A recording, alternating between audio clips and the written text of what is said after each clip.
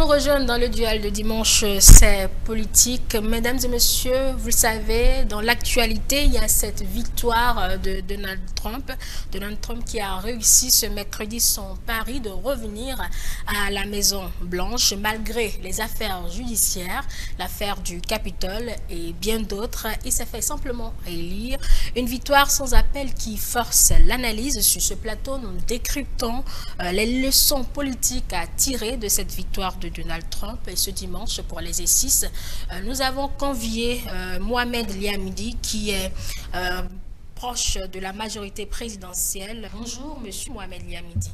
Bonsoir Angèle Touboula, bonsoir aux téléspectateurs. Et vous serez en face de Julien Kandé-Kansou, qui lui est aussi acteur politique du parti politique Les Démocrates. Bonjour monsieur Kandé-Kansou. Bonjour madame Touboula, comment allez-vous? Très bien, j'espère que vous aussi. Je rends grâce à Dieu. Merci aussi d'être avec nous. Allez, comme je le disais, vous deux, vous avez suivi cette actualité. Je vais poser la première question à vous, Mohamed Liamidi. Concrètement, au vu de tout ce qui s'est passé jusqu'à cette réélection de Donald Trump, qui devient aujourd'hui le 47e président des États-Unis, quelles leçons concrètement vous tirez de ce résultat? La leçon, pour moi, elle est toute simple. Ce que nous avons vu à travers cette élection de Donald Trump, qui revient donc 4 ans après à la Maison-Blanche, c'est tout simplement la victoire de la démocratie.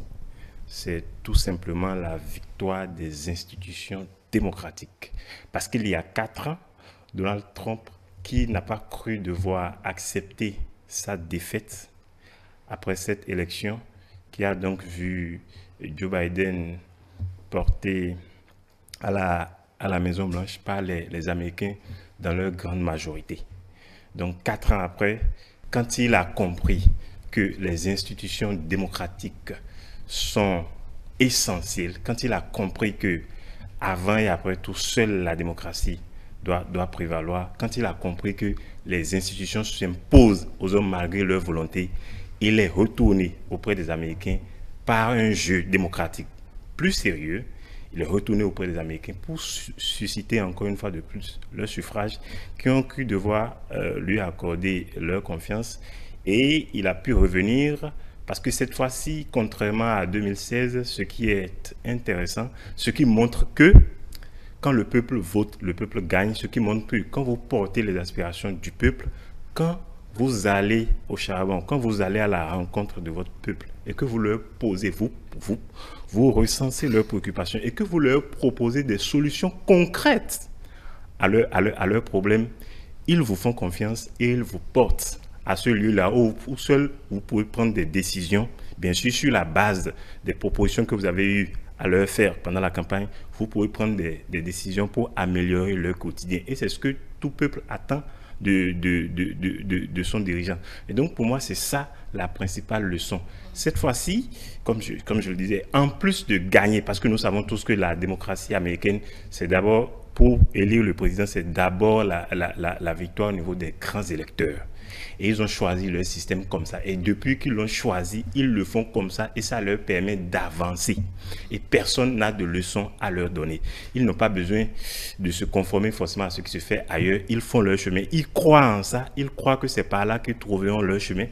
Et ils poursuivent ce chemin-là depuis. Donc, il a gagné non seulement au niveau des grands électeurs, mais il a aussi gagné le vote populaire. Ça veut dire qu'en plus des grands électeurs, il y a une adhésion populaire à l'idéal que porte Donald Trump pour résoudre les problèmes des Américains. Et c'est sur ça qu'il s'est concentré durant toute sa campagne. Il a gagné le vote populaire, il a gagné la Chambre basse, c'est-à-dire que le Congrès, et il a gagné également le Sénat. Donc une victoire large pour Donald Trump, et il a la main maintenant pour dérouler son programme conformément aux promesses qu'il a eu à faire aux Américains. Julien Kandé-Kansou, vous, comment analysez-vous ce retour de Donald Trump? Si on doit résumer, Mohamed Liamidi, c'est déjà la victoire de la démocratie américaine et aussi la victoire des institutions américaines. Oui, je pense comme lui que la démocratie est en marche aux États-Unis. Et moi, je voudrais faire un exercice parallèle par rapport à ce qui se passe au Bénin depuis 90-91, où nous avons aussi accepté faire de la démocratie. Vous allez voir que le président Kérékou est parti. 5 ans plus tard, il est revenu après la chute, l'échec, la défaite du président Soglo, et il a fait 2 mandats. Donc, les institutions étant fortes, bien que le président Soglo a organisé les élections, en tant que président de la République, il a perdu les élections. Plus proche de nous, en 2011, le président Yahya Boni a été réélu. Mais avant d'être réélu, il y a le maître Adrien Ngbeji qui a compétit, qui a participé aux élections en 2006 et qui a participé aussi aux élections en 2011 et qui a perdu les élections. Et en 2016, chez nous, dans le cas de Joe Biden, dans le cas de Donald Trump, peut-être pas le même cas 100%, le président Yahya Boni a un dauphin comme Joe Biden a un dauphin. Et puis, le candidat du président Yahya Boni a perdu les élections. Et de façon amicale, il a demandé à son candidat de reconnaître sa défaite et de féliciter le président Talon, ce qu'il a fait.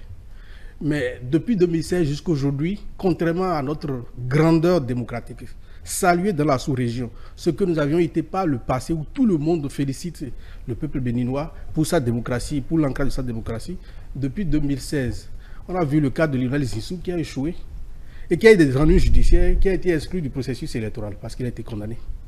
Mais parallèlement à ça, Donald Trump a des problèmes de justice, l'affaire de Capitole. Mais comme les institutions étaient faites, il a eu la chance d'aller aux élections et il a remporté. Chez nous, quand Donald Trump a perdu les élections, Joe Biden a pris le pouvoir, il n'a pas cherché les moyens, les voies et moyens pour pouvoir étouffer, pour pouvoir exclure son adversaire politique. C'était sur le terrain des idées.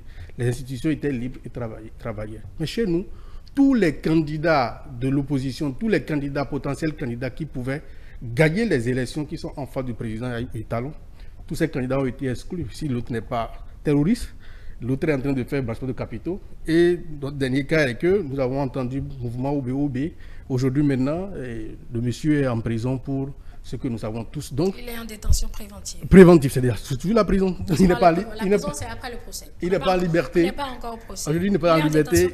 Et ça montre que nous avons reculé par rapport à ce que nous avons été comme des grandes nations où tout le monde avait la possibilité de compétir. Autrefois, on pouvait avoir des candidats indépendants, mais aujourd'hui, avec le code qui est en vigueur chez nous, nous ne pouvons pas être libres pour pouvoir compétir. Donc, la démocratie américaine doit être une leçon. Ce qui se passe, si on aspire à être une grande nation, si on rêve être une grande nation comme les États-Unis, la France, comme d'autres pays de la sous-région, le Ghana peut-être, c'est que nous devons nous asseoir, redéfinir les règles afin de nous comporter comme des hommes. Comme le dit Djokbenou, ou comme disent une fois que les Noirs réfléchissent bien, les Noirs travaillent bien, les Noirs ont un système qu'ils ont développé, à l'instar des autres nations, qu'à la porte de toutes les élections, c'est l'opposition qui a été exclue, c'est le peuple qui est martyrisé, c'est les balles. Donc je pense que nous devons nous servir de ce modèle afin de redéfinir notre cadre, afin de nous asseoir, de discuter pour aller aux élections, afin que le peuple décide, le peuple juge comme ce qui a été fait aux États-Unis. C'est le peuple qui a le dernier mot, et puis pour le meilleur, et le meilleur gagnera. Je pense que j'aurais été étonné, ou du moins que je serais étonné, si vous avez dit tout ça et que vous n'avez pas fini pour dire qu'il faut réviser le code et tout ce qui a suivi. Votre point de chute, je dois dire que c'était prévisible et que je le connaissais. Mais en réalité, moi, il y a une chose qui m'étonne quand je vous entends parler, bien sûr, et d'autres personnes, d'autres cadres de votre parti, et tous ceux qui se reconnaissent à travers ce que vous dites et ce que vous prônez. D'accord ? Vous avez cité si fièrement la démocratie américaine et vous avez voulu que nous en inspirons pour pouvoir faire fonctionner la nôtre. Le processus démocratique au Bénin n'a pas de problème. Non. S'il y a des gens qui ne veulent pas se conformer à la loi ou qui veulent prendre une partie de la loi et laisser l'autre, ça, c'est un autre problème. S'il y a des gens qui ont et des gens qui à la limite vous ressemblent parce que vous vous rassemblez, donc qui ont des problèmes personnels avec le président, peut-être parce qu'il réussit bien ce que vous n'avez pas pu faire en votre temps, c'est un autre problème. ou qu'ils ont des besoins personnels et que le président n'a pas accédé à cela, c'est un autre problème. Mais ça, ce n'est pas le problème de la démocratie. Ce n'est pas pour ça que la démocratie a un problème. Dans une démocratie, il y a toujours des dysfonctionnements. Et quand il y a des dysfonctionnements, cela ne veut pas dire qu'il faut tout arrêter, parce qu'il y a des mécanismes qui sont prévus. Les institutions marchent. Et quand vous citez fièrement le cas des États-Unis, lorsque Donald Trump a perdu en 2020 et qu'il n'a pas cru devoir comprendre la chose aussi vite, de cette manière, que c'est la volonté du peuple qui s'est imposée, il y a eu des institutions fortes qui lui ont dit niet. C'est ça la démocratie. Et c'est ce que nous voulons ici. C'est ce que nous tentons de faire depuis 2016. C'est ça qu'il faut dire. Et c'est ça la précision qu'il faut apporter. Et lorsque vous continuez toujours pas à citer fièrement la démocratie américaine pour qu'on puisse en tirer leçon, mais dites-moi, j'ai deux questions. Vous ne vous êtes pas demandé pourquoi depuis plus d'un siècle, le jeu électoral se joue toujours entre les deux grands partis aux États-Unis? Je ne suis pas là en train de dire que ce qu'a voulu faire le président de la République, le président Patrice Talon, c'est une américanisation. Je ne suis pas en train de dire qu'il a voulu d'une américanisation de la démocratie béninoise. Mais vous ne vous demandez pas pourquoi c'est toujours entre les deux grands partis là-bas que le jeu électoral se fait. Si un président qui est élu, s'il n'est pas démocrate, il est républicain. S'il n'est pas républicain, il est démocrate. Et ceux qui élisent, les Américains qui élisent, ils font ce choix-là sur la base d'un programme, d'une discussion claire, d'un dialogue clair qu'on a eu pendant la campagne, les échanges qu'on a eu par rapport aux problèmes des Américains. Posez-vous cette question. Et c'est ce qu'on a voulu faire ici depuis 2016. C'est ce qu'on a essayé de mettre en marche et qui, finalement, est sur les rails, puisque finalement, tout ce que vous avez rejeté, tout ce que les démocrates ont rejeté entre-temps pour ne pas participer aux élections, c'est les mêmes choses qu'ils ont fini par accepter pour participer et pour finir par être présents à l'Assemblée. Ça, c'est la première. La deuxième chose, mais pourquoi? Avant même de revenir à ça, je dirais que ce qui a manqué, parce que déjà en 2011, vous avez parlé tout à l'heure de 2011 où le président Yahi Boni a été élu, lors de la prestation de serment en 2011 du président Yahi, peut-être que cela vous a échappé, la révision, comment appelle-t-on, la charte des partis politiques, le financement des partis, toutes ces réformes-là qui entrent, qui sont des composantes de la réforme du système partisan, le président Yahi a tout cité. Il a dit que c'était nécessaire, qu'il fallait opérer ça. Mais comme il n'a pas su suffisamment incarner l'autorité de l'État pour pouvoir opérer ces changements, comme il n'a pas su suffisamment tenir face à cela, pour pouvoir opérer ces changements qui étaient nécessaires, puisque lui-même il avait déjà jugé ça nécessaire en 2011, déjà. Mais c'est ça qui nous a amenés là. Et dès lors que Patrice Talon vient en 2016 et comprend que cela est nécessaire, que la façon, que le système de choix de nos dirigeants, c'est cela qui pose problème.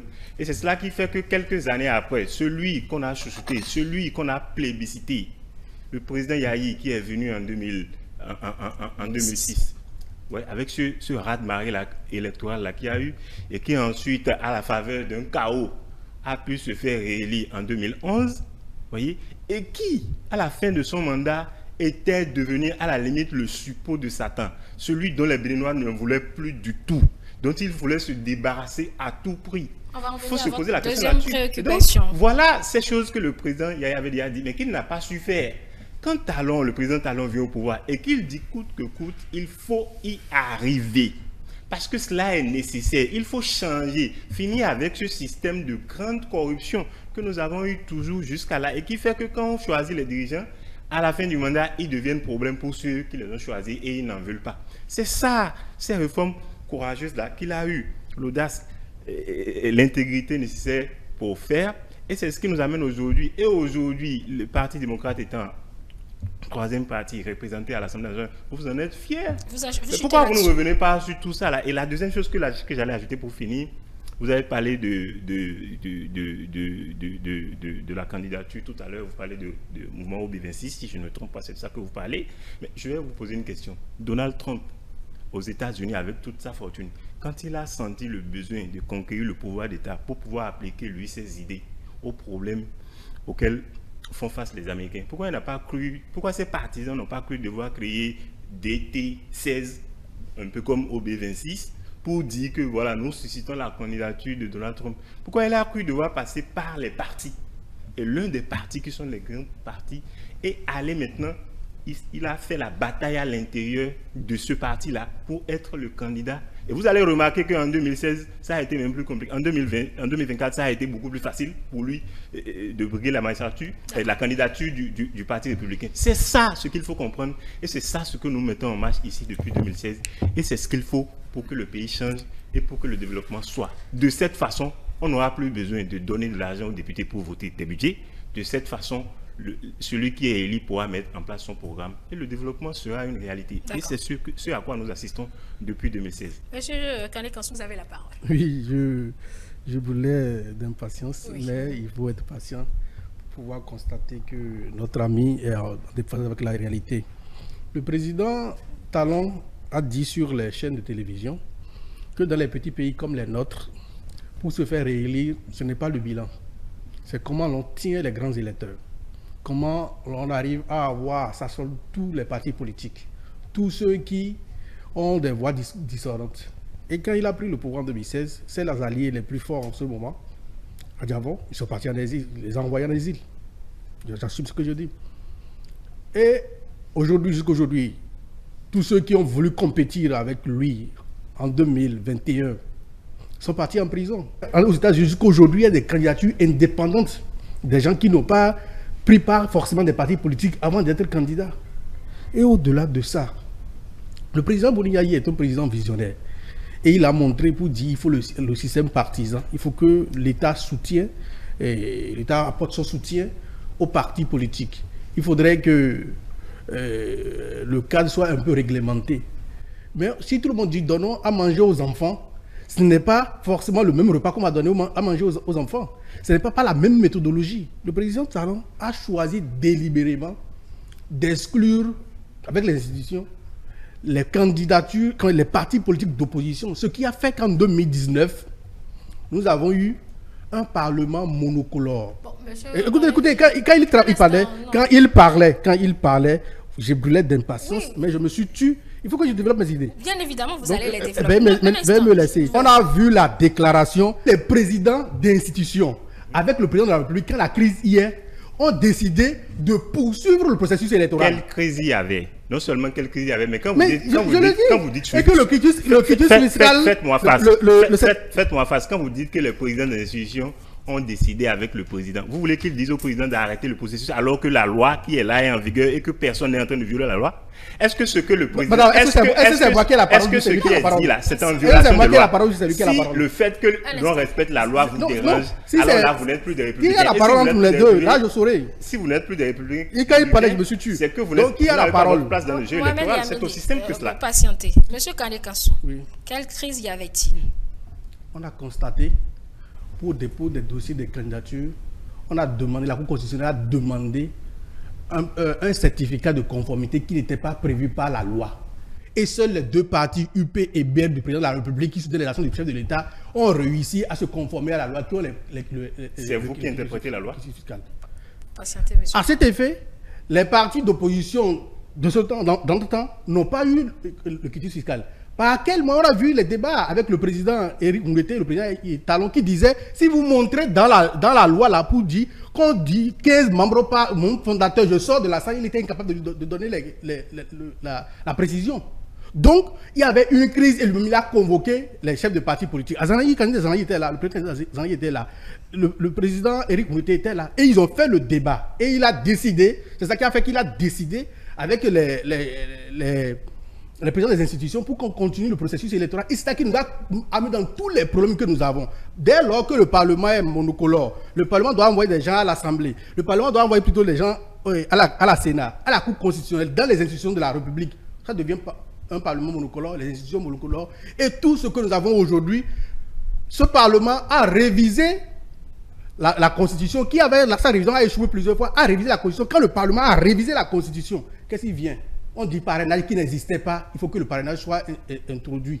Ce qui a été introduit dans la Constitution, ce qui a été introduit dans le Code électoral. Et les partis, les opposants qui ont constitué, les démocrates ont constitué le parti, les démocrates, après, n'ont pas eu de parrainage. Ceux qui ont fait le mouvement à Ivor n'ont pas eu le parrainage pour pouvoir aller compétir aux élections. Où voulez-vous en venir très concrètement? Oui, concrètement, nous avons compris que notre démocratie, d'une manière ou d'une autre, pas la volonté d'une seule personne. Comme il avait dit au départ, qu'il suffit de maintenir ou bien d'avoir sous contrôle les grands électeurs, il a décidé terriblement de pouvoir être seul au Parlement. Être seul au Parlement et de visser les élections de 2021. Après les élections de 2021, il y a 2023, les démocrates, nous avons participé aux élections. La Sénat, qui devait nous apporter, quand on a dit que nous sommes contre les résultats, assortez-nous, moi je suis professeur. Quand un élève dit « je ne suis pas d'accord avec ce que vous avez fait », il apporte sa copie pour dire « je fais réclamation », le professeur sort la bonne réponse pour dire « tu n'as pas raison ici ». La Sénat nous dit que les procès-verbaux sont caducs. La Cour constitutionnelle dit ce n'est pas sur les procès-verbaux de la Sénat que je dis donne les résultats. Et nous sommes là. Toutes les institutions ont été vissées. Après ça, quand l'opposition doit envoyer son représentant à la Cour constitutionnelle, ce n'est pas fait. L'opposition n'a pas de représentant à la Sénat. L'opposition doit-elle avoir ou doit-elle avoir de représentants? La configuration du Parlement est de telle... Oui, la configuration du Parlement est de telle enseigne qu'il y a la majorité présidentielle et la minorité présidentielle. Quand le Parlement... Écoutez, c'est moi qui ai la parole. C'est moi qui ai la parole. Excusez-moi. Quand l'opposition... Le Parlement est constitué de minorité parlementaire et la majorité parlementaire. La minorité parlementaire, c'est 3 personnes que le Parlement va désigner. Il y a 3 partis politiques qui essayent à l'Assemblée. Schématiquement, UP désigne une personne, BED désigne une personne, FC démocrate désigne une personne. C'est écrit où? Ce qui n'a pas été fait. C'est écrit où? Ce qui n'a pas été fait. C'est écrit où dans le règlement? On a réclamé cela. Même au niveau des commissions. Des commissions, nous avons dit qu'il y a la proportionnalité et la loi a été, il y a la jurisprudence, s'il vous plaît, excusez-moi, il y a jurisprudence en la matière en 2011 pour qu'au niveau des institutions, les commissions, l'opposition puisse prendre la tête d'une institution. Que la démocratie béninoise a été asphyxiée. Et le président Batokon a dit, la démocratie ne respire plus. Nous ne sommes plus dans un pays démocratique. Donc, si nous voulons être à l'image des grandes nations, nous devons nous asseoir. Si vous voulez être à l'image, discuter avec les prisonniers politiques, les exilés politiques, et ensemble, nous allons définir le cadre qui va nous réglementer. Parce qu'une seule personne ne peut pas être intelligente dans le pays. Mais je vous rappelle qu'à la Sénat, il y a bien le représentant de parti FCBE. Pour eux, l'opposition, c'est LD. Tant que l'opposition, ce n'est pas un yaï, ce n'est pas de l'opposition. C'est ça ce qu'ils représentent. Les gens comme eux et les gens qui se retrouvent à travers leurs idées. Veuillez nous respecter. Quand vous utilisez les mots c'est un peu péjoratif. Veuillez nous respecter. Je dis, vous et le parti que vous représentez et tous ceux qui se retrouvent à travers vos idées, c'est ça que vous défendez et c'est ce que vous voulez imposer au pays. Mais nous avons déjà dit que ça ne marchera plus. Parce que quand vous parlez fièrement des autres institutions, dans les autres pays dont vous parlez là, ils respectent les institutions. La même institution qui vous a repêché pour participer aux élections, quand elle dit que c'est bon pour vous, alors là, l'institution... Ça marche, les institutions marchent, la démocratie marche, tout marche. Mais dès lors qu'on dit que vous n'avez pas gagné, la même institution qui vous a permis d'aller aux élections, quand la même institution rend une décision après qui ne vous est pas favorable, l'institution ne tourne plus. Tout est vicié, ils sont tous sous ordre. Alors là, tout ne va pas, rien ne va. C'est ça ce que vous représentez. C'est ça les démocrates. C'est ça l'idéal de votre parti. C'est bafouer les institutions. C'est dénigrer les institutions. C'est dénigrer la justice de notre pays. C'est tout ce à quoi vous aspirez. Pour vous, les institutions, on s'en fout. La République, ça ne compte pas. Il n'y a que vous. Il n'y a que votre volonté. Il n'y a que le désir de quelqu'un qui dirige un parti. Il n'y a que ça qui compte chez vous. Et quand c'est comme ça... Il a dit que leur parti, l'opposition devait avoir des représentants au sein des institutions. C'est écrit. Dites-moi, vous avez parlé tout à l'heure de la désignation à la Cour constitutionnelle. Vous dites que schématiquement, il faut comprendre. Même à la RAC, on n'a pas de représentants. C'est écrit. Ce que vous dites là, vous faites de la désinformation. Et c'est grave pour un parti qui se dit démocrate. C'est écrit où dans le règlement intérieur? Moi, je peux répondre. Je peux répondre. Répondez à la question. C'est écrit où? C'est écrit où? Je n'ai pas fini la question. C'est écrit où dans le règlement de l'Assemblée que ça doit se faire tel que vous le dites là? Je constate avec désagrément que nous sommes dans un pays où les gens surfent sur le faux. Comment les gens surfent sur le faux? La Cour constitutionnelle qui est parti, qui a été remplacé. La Cour reste la Cour. La Cour constitutionnelle, ceux qui ont dirigé la Cour constitutionnelle, on a convoqué, la Cour a convoqué ceux qui étaient en difficulté par rapport à la candidature des candidats des partis, les démocrates. Le directeur de la DGI, directeur des impôts, a dit qui n'a pas donné le quitus fiscal à certaines personnes, quoi que l'argument soit remontez aux impôts. Oui, parce qu'il dit que quand ça nous arrange, nous acceptons que l'institution existe. La Cour constitutionnelle, pour quelqu'un qui a été une fois à l'école, qui comprend un peu le français, c'est que quand la Cour constitutionnelle a compris que ceux qui n'ont pas reçu quitus fiscal, là, ce n'est pas de leur faute, mais c'est l'institution qui a dit que c'est sous injonction qui n'a pas donné le quitus fiscal, la Cour constitutionnelle fera obligation à la personne de leur donner, à la direction de donner quitus fiscal à ceux qui n'ont pas reçu de quitus fiscal, pour que le processus continue. Sur quoi on dit de remplacer les gens? Ça existe où? Vous avez consommé? Parce que la décision de la Cour constitutionnelle est sans recours. Ça nous arrange pas. Nous avons des potentiels candidats qui peuvent faire même plus balle, qui peuvent aller mieux, qui peuvent gagner plus facilement les élections, qui peuvent mieux animer le Parlement que ce qu'on a envoyé là. La contradiction se trouve. La Cour constitutionnelle a trouvé qu'il est bien de nous exclure certains candidats. C'est pour ça que la Cour constitutionnelle a dit qu'on ne fait pas injonction à la DGI de nous donner des c'est ça. Vous voyez, c'est-à-dire que vous ne faites que confirmer.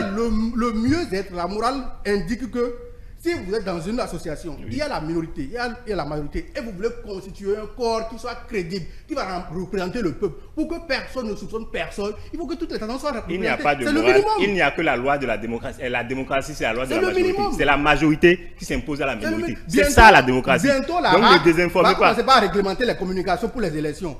Et la RAC, tous les membres, aucun membre n'a été désigné par l'opposition pour pouvoir dire ça là, nous ne sommes pas d'accord. Je vous dis, c'est écrit où dans le règlement de l'Assemblée? Juste là, vous n'avez pas répondu. Vous n'avez pas répondu à la question. Et tout ce que vous avez fait, c'est de dire que la Cour a, c'est la Cour ça. Et vous l'avez confirmé de plus. Vous avez confirmé que quand ça vous arrange, vous prenez. Quand ça ne vous arrange pas, vous décriez. Ça représente parce que nos députés au Parlement pour la fois dernière pour la RAC sont sortis. Ils ne sont pas contents, ils sont sortis. Ils sont sortis du Parlement. Oui, ils sont sortis du Parlement. Ils ne sont pas d'accord. Est-ce que la désignation respecte les règlements de l'Assemblée nationale? Tant qu'on est dans les lois, tant qu'on respecte les lois. J'ai l'impression que vous, votre parti, c'est non-respect des lois. C'est non à la conformité avec les lois. Tout ce qui vous dérange, c'est ce qui est conforme à la loi. Je vous en prie. Je note que M. Kandé Kansoum n'a pas répondu à votre préoccupation. C'est vous qui aviez la parole. Je devais le préciser. Vous pouvez continuer. Et donc, quand c'est comme ça, quand tout ce que vous faites, c'est tout ce que vous voulez, c'est tout ce qui n'est pas conforme à la loi, souffrez que dans une république où seule la loi nous permet d'évoluer, que tout ce que nous devons faire doit être conforme à la loi, souffrez que vous, qui êtes en marge, c'est-à-dire que vous qui avez décidé de rester en marge et qui ne voulez pas rester, souffrez qu'on puisse vous laisser sur le carreau.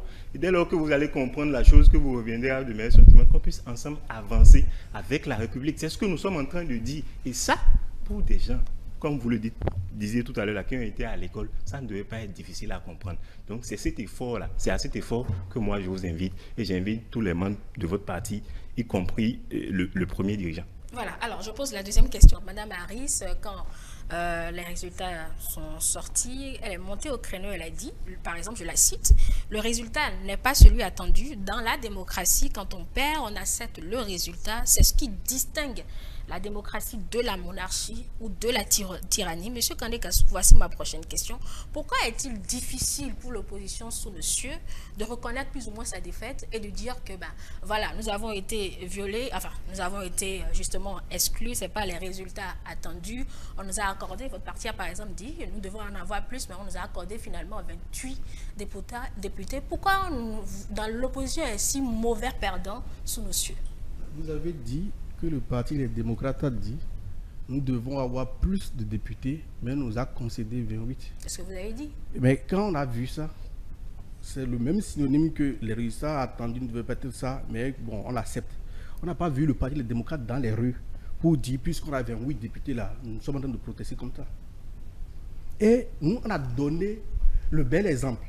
En 2016, nous avions le pouvoir, comme ce qui s'est passé avec Mme Harris. Et on a perdu. Notre ennemi, entre guillemets, celui à qui on a pardonné, a gagné les élections. Et le président Aïboni a demandé à son candidat Lionel Zinsou, de l'appeler, de le féliciter, avant que les institutions ne parlent. Et il l'a fait.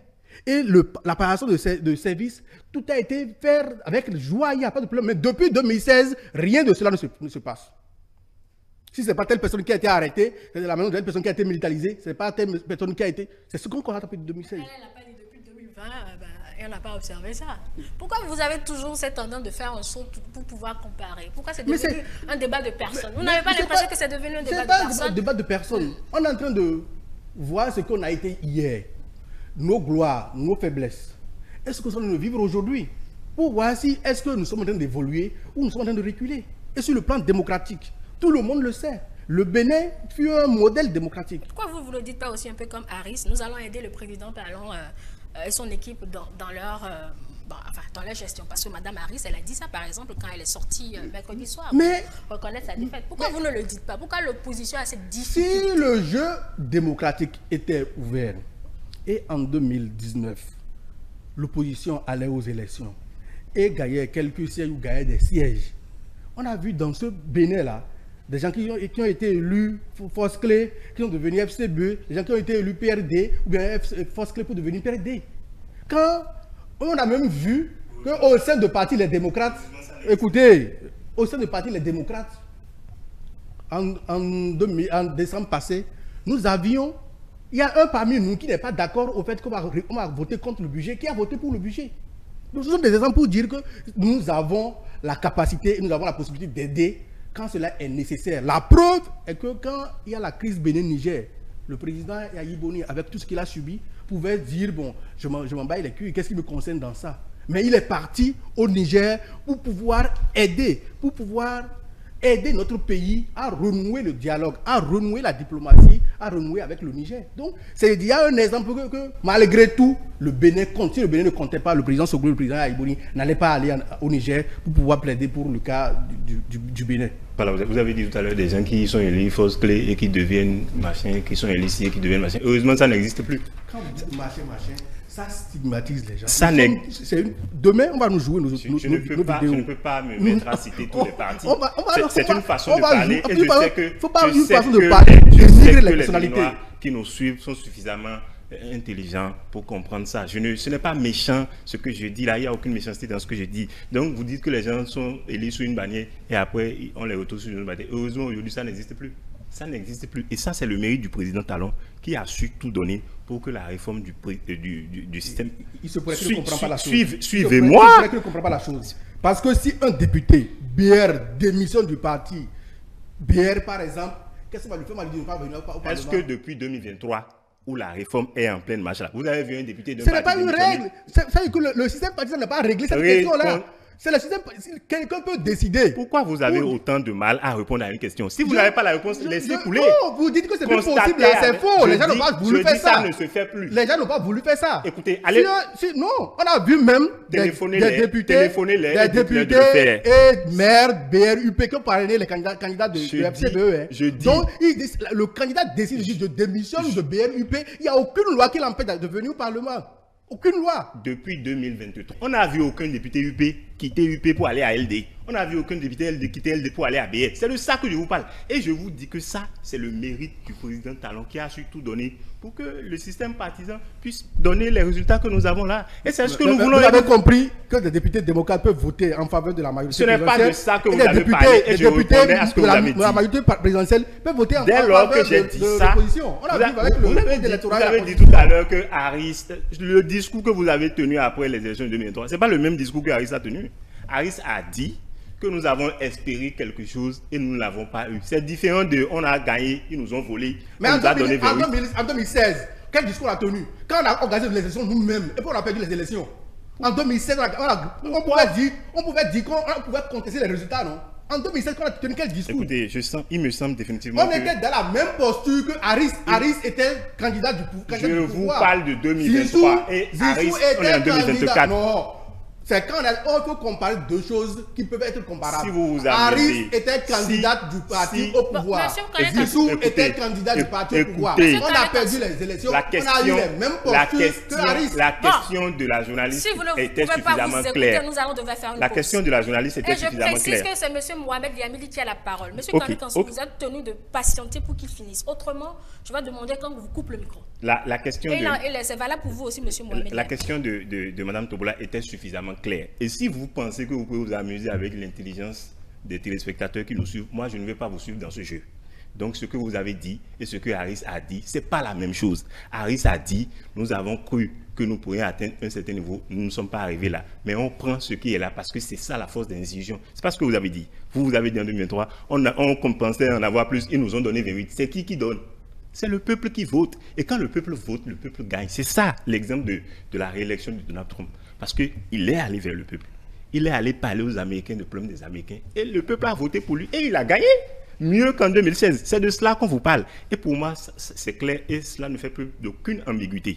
Et donc, si vous ne voulez pas rester conforme à l'évidence, à la réalité qui s'impose à nous tous et que nous voyons tout cela, c'est votre choix délibéré. Et moi, je ne vous suivrai pas dans ce choix. Vous avez la parole à présent, M. Kandé Kassou. Oui, quand on laisse le peuple voter, le peuple gagne. En 2016, nous avons laissé le peuple voter, le peuple a gagné. Mais depuis 2016, le peuple ne vote plus. C'est-à-dire? C'est-à-dire qu'il suffit de maintenir les grands électeurs. Non, écoutez. Monsieur Kandé Kassou. Écoutez. Monsieur Kandé Kassou. Je vous en prie. Monsieur Kandé Kassou, oui. Comment avez-vous eu les 28 députés? On s'attendait à 72 députés. C'est pour ça que le discours qui a voté pour vous avez dit que ce n'est pas le peuple qui a voté. C'est ce que vous avez dit. Le résultat du peuple n'est pas le résultat qu'on nous a donné. Si c'est le résultat qu'on avait eu, on n'aurait plus que ça. C'est pour ça qu'on a dit que nous espérons plus que ça, mais on nous a donné si. C'est simple. Et maintenant, donc c'est pas si le peuple qui a voté. Oui, écoutez. Écoutez. C'est pas le peuple qui vous l'a donné. Écoutez, c'est le pouvoir en place parce que nous on a réclamé les élections, on n'a pas dit que les procès verbaux sont caducs. C'est le pouvoir en place qui a dans les urnes. On a contesté et on a dit les procès verbaux sont caducs. On n'a pas apporté les preuves. Je me dois de préciser aux téléspectateurs qu'en 2021, nous sommes allés faire la présidentielle et le chef de l'État, il a gagné. Et en 2023, nous sommes allés faire les législatives. Les députés, les démocrates ont eu 28 députés. Le parti Union Progressiste, le Renouveau, a eu une cinquantaine. Et le parti le Bloc républicain a eu 28 députés. Moi, je n'ai pas dit le peuple n'a pas voté. J'ai dit le peuple nous a donné plus que ça. Et ce qu'on nous a donné, c'est parce que nous espérons ça. C'est pour ça que nous avons dit on nous a donné. C'est pour ça qu'on a contesté les élections. Vous avez dit que écoutez. Donc ceux qui ont voté pour vous ne sont pas du peuple. Vous vous moquez de vos électeurs. Ils ont bien entendu. Je pense que la prochaine fois, ils vont vous en tenir. Je souhaiterais que l'affirmation, quand le peuple vote, le peuple gagne là, que cette expression puisse revenir enfin dans nos habitudes. Comme le peuple a voté en 2016 et le peuple a gagné. Laissons le peuple une fois en 2026 voter pour qu'on puisse voir clairement ce qui ça se fait. Maintenant, dans quelles conditions il faut laisser le peuple voter? Que c'est toujours le peuple qui vote. Et pour que le peuple vote bien en 2026, il faut que nous puissions tourner un regard vers le code électoral qui est un code exclusif. Le peuple ne verra pas forcément ses candidats. Parce que selon le code en vigueur, avant d'être candidat aux élections présidentielles, il faut se faire parrainer par des élus. Ceux qui seront parrainés par les élus peuvent ne pas être forcément ce que le peuple veut. C'est-à-dire que le candidat que UP va présenter, ou BR va présenter, ou LD va présenter, parce que c'est les trois partis politiques qui remplissent pour le moment les critères pour pouvoir avoir de candidats, ces trois différentes candidatures, ou peut-être la moitié peut avoir une candidature et l'opposition une candidature avec deux candidatures, peut ne pas être ce que le peuple veut. Bon. On ne comprend pas ce que vous dites. Non mais écoutez. Je vous explique. Selon le code électoral en vigueur et la constitution en vigueur dans notre pays, on a dit, pour être candidat aux élections présidentielles, il faut se faire parrainer par un certain nombre d'élus. C'est 28. Qui sera précisé par le code électoral. Le code électoral a précisé qu'il faut 28 élus, maires ou députés, qui seront ressortis de 3/5 des circonscriptions électorales. LD va présenter un candidat. BR va présenter peut-être un candidat ou peut ne pas présenter de candidature.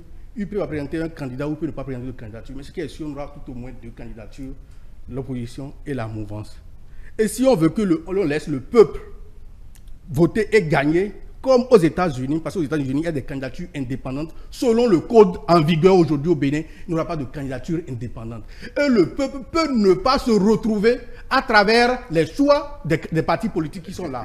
Donc ça veut dire que le code électoral est exclusif et ce code ne peut pas nous amener à faire sortir massivement le peuple à aller voter. Écoutez, vous savez, toute la contradiction se trouve dans ce que vous dites. Quand vous dites que, je le reprécise encore, que depuis 2016, le peuple ne vote plus, ça veut dire que ceux qui vous ont donné 28 députés là, le peuple qui a voté là, pour vous, c'est pas le peuple. Donc vos 28 députés, vous les... Ceux qui ont voté pour nous sont dépassés. Non, là, il a expliqué plusieurs fois. Il faut plus repeler. Vous n'avez expliqué plusieurs fois. Vous Il a expliqué plusieurs fois. Pourquoi revenir sur ça? Vous n'allez faire le coup de français à personne ici.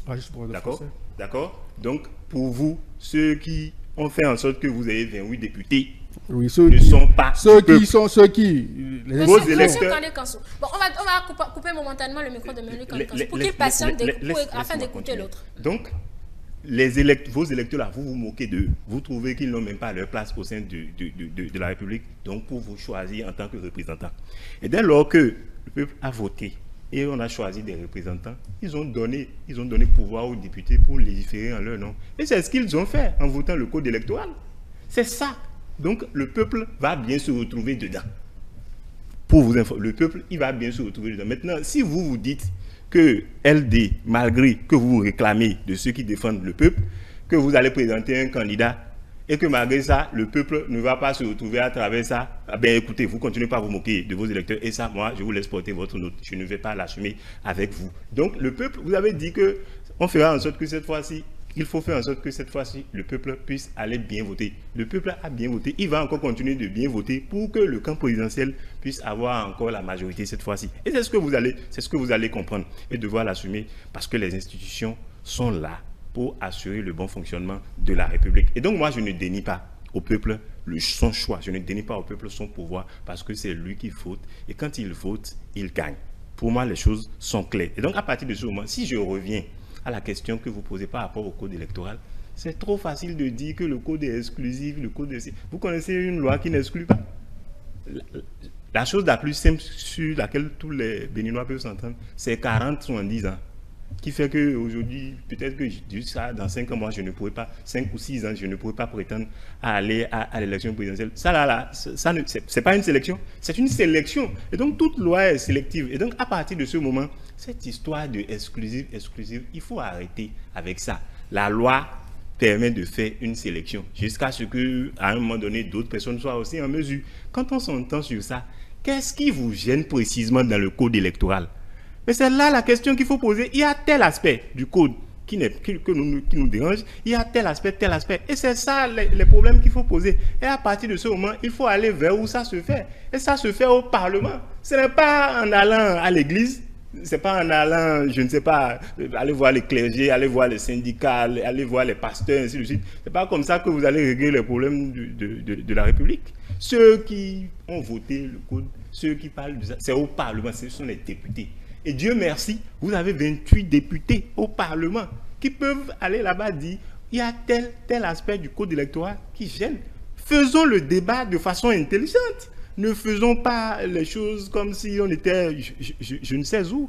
Considérons, ayons du respect pour ce peuple qui est aussi intelligent.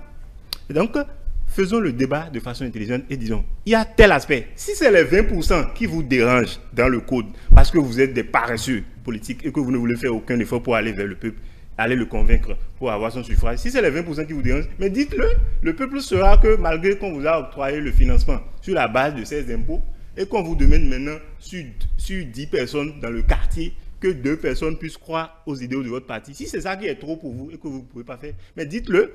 Et là, vous allez aussi renoncer au financement du parti, du financement public. C'est ça la chose, parce que c'est à cause de ce financement que l'on demande à ce que les partis soient suffisamment ancrés dans le peuple pour pouvoir bénéficier de cela, parce qu'ils sont représentatifs du peuple et qu'ils peuvent porter des solutions, proposer des solutions aux problèmes du peuple. Pour moi, si c'est ces aspects-là qui vous dérangent, dites-le. Là, on saura réellement que vous ne voulez pas être dans l'effort. Si c'est le fait que l'on dise qu'on veut élire un président à partir d'un parti, pour qu'enfin tous les mots que nous avons eus par le passé, là, qu'on puisse conjurer ce sort-là et avoir un président issu d'un parti, qu'un programme que l'on veut appliquer à la tête du pays soit le programme d'un parti, et que tout le monde s'y retrouve. Si c'est ça qui vous dérange, mais dites-le. Là, on pourra réellement faire un vrai débat que de rester là, faufiler entre l'église, le syndicat, et ainsi de suite, le clergé, pour dire que le code est exclusif. Aucun code n'est exclusif. Le code n'est pas exclusif. Il est sélectif comme toute loi et c'est ce qu'il faut faire comprendre aux Béninois. Allez, je dois préciser que nous ne faisons pas le débat du code électoral, autrement nous allons nous éloigner de la thématique. Vous avez soulevé la préoccupation, il a apporté la réponse qu'il pouvait apporter ou devait apporter. En tout cas, c'est sa réponse à votre préoccupation. Nous avons une question en débat et nous devons finir là-dessus. Alors, quelle inspiration du modèle démocratique américain pour la classe politique béninoise? Nous allons répondre à cette question avant de rendre l'antenne. Monsieur Kandé-Kanso, vous avez la parole. Et il a raconté tout ce qu'il voulait raconter. Mais j'ai retenu que pour des candidatures indépendantes, on a constaté des désordres et Patrice Talon peut-être qui a été candidature sans le parrainage, sans le soutien de parrainage avant d'être là, a été ce qu'il aurait pu dire dans son développement. Je prends acte et je reprécise que si nous voulons que nous puissions nous inspirer du modèle démocratique des États-Unis, nous avons constaté qu'ils ont eu des candidatures indépendantes. Notre code électoral aujourd'hui ne permet pas d'avoir des candidatures indépendantes. Nous avons compris qu'il y avait plus de liberté à pouvoir opiner, bien que Donald Trump ait des problèmes de justice. Donald Trump n'a pas été exclu du processus électoral, mais tous ceux qui sont en face du président Talon, les potentiels challengers, tous ont été pour le moment arrêtés parce qu'on soupçonne Y d'être à la hauteur de faire face à l'enjeu. Donc je pense que nous devons revenir à la raison en convoquant une assise pour que tous ceux qui, d'une manière ou d'une autre, comme dans le cas sénégalais, où son ami sont sortis de la prison et puis ils ont pu compétir. Je souhaiterais que tous ceux qui sont en prison, la loi de l'amnistie prospère, ou bien le président décide comme en 90-91, pour qu'on puisse s'asseoir pour discuter et régler nos problèmes.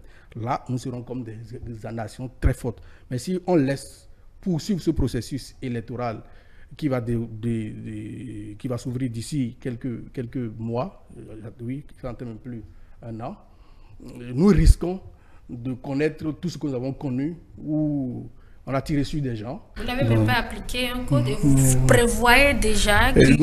Nous avons étudié un code avec 10%. Nous avons eu les conséquences.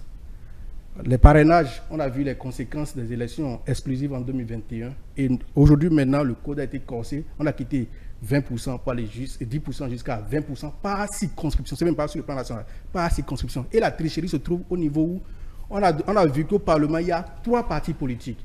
Mais on dit, si UP arrive à avoir 10% sur le plan national, BR arrive à avoir 10% sur le plan national, peuvent se faire de la complémentarité pour pouvoir dire qu'ils ont 20% par circonscription électorale, en sachant qu'il y a seulement le parti Les Démocrates qui a 10%, qui a pu se faire représenter à l'Assemblée. Donc la tricherie est là. Vous ne pouvez pas travailler avec la FCBE? La FCBE n'a pas 10%, moins de 5% pour les élections qui sont parties. Ils ont au moins des élus, donc ça veut dire qu'ils sont les élus, écoutez, les élus qu'ils ont aujourd'hui, les élus ne sont pas aussi utiles à nous. Parce qu'on a dit... Donc vous avez choisi. Non, écoutez, pourquoi... Si vous estimez qu'ils ne sont pas utiles pour vous, c'est vous qui les excluez. Pourquoi vous savez que ce n'est pas... Ils ont 5%. Avant que l'accord de gouvernance ne marche, il faut qu'ils aient 10%. Et quand ils ont perdu les élections, par exemple, le CA de Glo était candidat tête de liste FCBE dans la 6e circonscription électorale. Quand il a vu que son parti a moins de 10%, a démissionné, il a rejoint le parti Les Démocrates. Sur ce parti, c'est que tous ceux qui pouvaient te dire qu'ils ont des voix sont partis.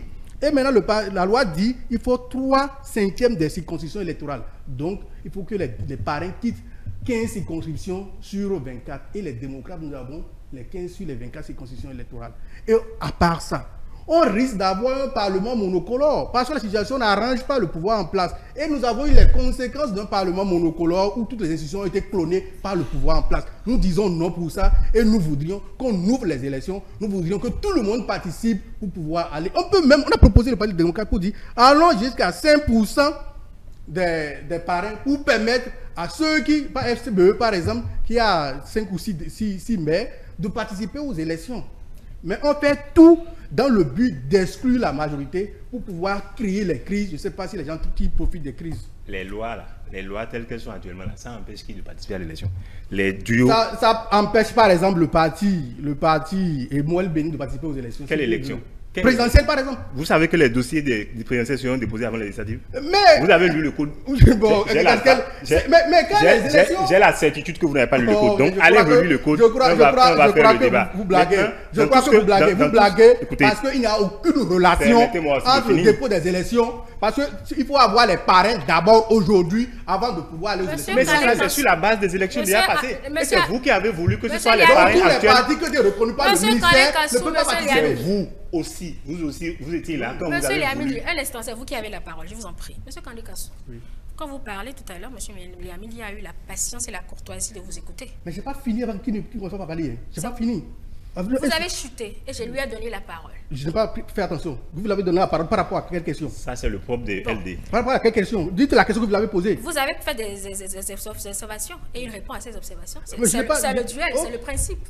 Maintenant, si vous êtes... S'il est dans le faux, acceptez qu'à chaque fois je rectifie le tort pour que ça ne rentre pas dans d'autres questions. Mais vous avez le même temps d'antenne. Vous ne venez plus sur les questions, sur les débats, vous posez une nouvelle question. Il faut que quand il y a des fautes dedans, tu corriges. C'est pour ça que vous avez un stylo et une feuille. Oui, je note. Et vous notez tout ce sur quoi vous voulez rebondir. Et vous rebondissez.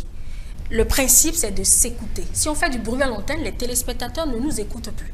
Maintenant, si vous estimez n'avoir pas fini, je vous redonne la parole. Vous finissez pour qu'ils prennent la parole. Vous avez voulu, le parti LD, comme les autres partis, ont voulu que ce soit les députés actuels qui puissent parrainer. Et ça a été fait. De quoi vous plaignez encore? Quand vous vouliez ça à cette époque-là, vous n'avez pas pensé aux autres. Vous n'avez pas pensé que le jeu doit être plus ouvert. Vous n'avez pas pensé ça. Mais quand on a fait ça et qu'il vous arrange, et que vous vous êtes rendu compte après qu'il y a d'autres choses, peut-être que vous n'avez pas vu venir. En ce moment, vous criez à l'exclusion, vous parlez de jeu ouvert. Le jeu est ouvert. Il est ouvert pour tout le monde parce que ça se passe sur la base des conditions fixées par la loi. Et il suffit de respecter la loi pour pouvoir participer aux élections. Et je tiens à rappeler une fois de plus que nous ne faisons pas le débat du code électoral. Malheureusement, le débat revient incessamment. On a eu le temps de le faire. Si révision du code doit y avoir, ça devra être au Parlement. Je pense que vous avez des députés, 28 au total. Si vous voulez faire le lobbying pour que cela se fasse, c'est de votre camp également. Allez, je demandais tout à l'heure à M. Kandé Kassou, bien évidemment, l'inspiration de ces modèles démocratiques pour les partis politiques. C'était ça la précédente question. Je vous pose la même question pour qu'on sorte de ce débat, Mohamed Liamili. La grande leçon pour moi, c'est que si nous voulons réellement nous inspirer des grandes nations, c'est aussi simple. Nous avons déjà commencé quelque chose qui pour moi est merveilleux. Aujourd'hui, nous avons trois ou quatre grands partis. C'est déjà bon. Regardez la configuration aujourd'hui au niveau de l'Assemblée. Les débats, ça coule. Et ce qui doit se faire, ça se fait comme ça doit se faire en respectant les lois. Aujourd'hui, il n'y a plus de transhumance au Parlement. Tout ça, c'est parce que la charte est mise en place, la réforme du système partisan est mise en place et ça marche. Et ça donne déjà le résultat que nous avons là. Aujourd'hui, avec les autres composants de la réforme, nous savons à quelle date nous irons aux élections. Ce n'est plus le président qui va nous faire subir ses humeurs. Donc, nous avons fait du progrès. Et tout ça, il faut maintenir ça et aller de l'avant. Finir avec le système de corruption pour choisir nos élus et nos représentants. Pour que la confiance au niveau des élus et des électeurs qui choisissent leurs élus reviennent, pour que la confiance entre le peuple et les institutions qui doivent rester fortes pour que la démocratie continue de marcher comme on l'a vu aux États-Unis, pour que cela puisse continuer. C'est ça ce que nous voulons et c'est ce que le code vient, le code vient renforcer tout ça. Donc pour moi, les choses sont claires. C'est lui qui parlait tout à l'heure du code électoral. Qui est contre ce code-là est contre la réforme du système partisan. Parce que le code comment je vais dire, est une composante de la réforme du système partisan. Qu'est-ce que ça fait? Ça ne fait que renforcer tout ce qui est déjà au niveau du système partisan pour qu'on puisse avoir un président issu des partis. Donc, si vous êtes contre le code, c'est que vous êtes contre la réforme du système partisan. C'est ce que moi je tiens à dire aux Béninois. Et nous voulons le progrès. Sur la base de ce que nous avons déjà, nous voulons que ça continue. Nous allons tout mettre en œuvre pour que les élections se passent dans la paix. D'ailleurs, les élections se passeront dans la paix. Il n'y aura aucun problème. C'est vous qui voyez des problèmes partout, en ne voulant pas respecter la loi, en ne voulant pas vous conformer à la loi. Nous sommes des républicains, nous nous conformons à la loi et nous ferons en sorte que l'esprit de la loi domine et que les élections se passent dans la paix, dans la tranquillité. Oui, vous avez la parole, M. Kandé Kassou. Je pense que nous allons de pire en pire dans la situation que vit notre pays depuis 2016. Le président Irénée Agossa est sorti du parti Les Démocrates et il a créé son parti politique et il a reçu de parrainage. Il a été aux élections présidentielles de 2021. Les commentaires sont libres, mais avec le code électoral d'aujourd'hui actuel, il ne pourra pas aller aux élections. Parce que ce sont des partis politiques qui proposent et un député ou un maire ne peut pas aller parrainer un candidat autre que celui de son parti politique. Aujourd'hui, on a vu aux États-Unis des candidatures indépendantes. Nous voulons nous inspirer du modèle démocratique des États-Unis. Pourquoi nous pensons coûte que coûte qu'on doit asphyxier la démocratie au point où un député qui ne se retrouve pas dans telle proposition ne peut aller parrainer quelqu'un d'autre ou quelqu'un. On ne veut plus juger des gens par rapport à leur projet, mais par rapport à leur parti politique. Donc moi, je pense, à mon avis, que si nous voulons véritablement nous inspirer du modèle démocratique américain, que de revoir le code électoral afin de permettre à la grande partie, à la majorité, de participer que de nous tourner en rond. Parce que tout ce qui se fait ici, ça va jouer contre nous demain. Hein. Bientôt, ça va jouer contre nous. Et je souhaiterais qu'on revoie ensemble la situation du pays pour qu'ensemble, nous puissions, comme au passé, on fait les élections, on se serrait la main, l'autre a choisi tel parti, l'autre, et puis à la fin des élections, on s'amuse. Mais depuis 2016, 2019, plutôt plus précis, les élections se passent comme nous voyons. Et si on dit dans la géomancie que si un royaume sera en paix, ça dépendra du roi. D'accord. Allez, je précise aux téléspectateurs que le code électoral en vigueur n'a jamais interdit les projets de société d'un candidat. Monsieur Julien Kandé-Kassou. Permettez-moi rapidement, parce qu'il a eu à dire quelque chose, je croyais qu'on avait déjà fini le débat, mais il a carrément relancé un autre débat. Et cela me gênerait si je ne pouvais pas placer un mot. Quand vous vous référez aux démocraties, en parlant du président Irénée Agossa tout à l'heure, là, ça a été fait conformément aux lois en vigueur à l'époque. Cela n'a pas violé les dispositions légales. Ce qui s'est fait là, le président Irénée Agossa allait chercher les parrainages conformément aux lois. Et tout le monde pouvait faire ça. Il n'a empêché personne de le faire. Et ce qu'il fallait faire tout simplement, si vous étiez resté dans l'esprit de la victoire, c'est de dire à partir du moment où quelqu'un a trouvé, si vraiment votre projet, c'était de faire partie du président Talon, c'était de dire à partir du moment où quelqu'un a trouvé, restons derrière lui pour pouvoir faire partie du président Talon. Mais vous avez choisi délibérément d'aller contre lui et d'aller contre l'esprit de la victoire. Et vous avez empêché cela. Vous ne pouvez pas revenir aujourd'hui donner ces exemples-là. Puisque vous-même debout, votre parti, vous êtes le parfait contre-exemple de ce que vous dites. Et quand vous parlez de la démocratie américaine, je ne veux pas relancer. J'ai posé une question en début d'émission. Depuis plus de 50 ans, c'est toujours entre les deux grands partis que ça se joue aux États-Unis. Si ce n'est pas républicain, c'est démocrate. Si ce n'est pas démocrate, c'est républicain. On ne se pose même pas la question. Et nous voulons aussi en arriver là, que de grands partis puissent choisir, puissent faire élire et que les présidents soient issus des grands partis. Et c'est ça la réforme du système partisan. Il faut le comprendre comme ça. Tant que vous n'allez pas le comprendre comme ça, ou bien que vous choisissez délibérément de ne pas le conduire comme ça, vous allez toujours désinformer le peuple et vouloir nuire à l'esprit de ce qui se fait. Qui est ce que vous-même avez déjà... Vous avez déjà parlé de ça en 2011, le président a parlé de ça, mais il n'a pas pu le faire. Voilà le président Talon qui arrive quand même à le faire. On ne peut pas lui en vouloir pour cela. Ça veut dire que tout ce que le président... Autrement, permettez-moi de le dire comme ça, à ma décharge, ça veut dire que tout ce que le président Yahi disait en 2011, à lui-même, il n'y croyait pas. Bon, malheureusement, nous n'allons pas lancer le débat, mais je me dois de vous donner quand même quelques minutes pour que vous puissiez conclure, enfin réagir. S'il connaît la position de M. Irénée Agossa, après être candidat face au président Talon 2021, et aujourd'hui UP ou bien je ne sais pas, je crois que c'est UP, et qui soutient, qui Ong, celui qui voulait proposer l'alternance, arrive à soutenir le candidat qu'il a voulu combattre, c'est que nous avons raison de ne pas soutenir ça. Nous quittons ce qui est moins bon pour aller vers le pire.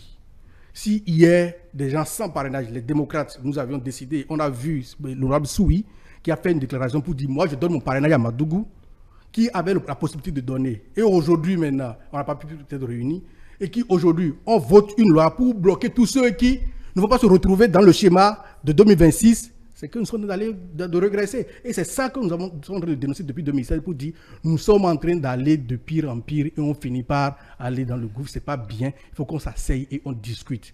C'est nécessaire. À vous, M. Julien Kandikassou, vous êtes acteur politique du parti politique Les Démocrates. En face de vous, M.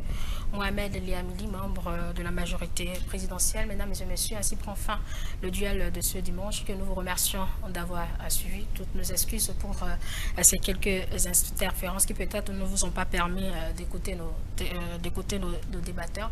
Le programme se poursuit. Juste derrière, ce sera le bulletin d'information et l'équipe va se retrouver pour le grand débriefing.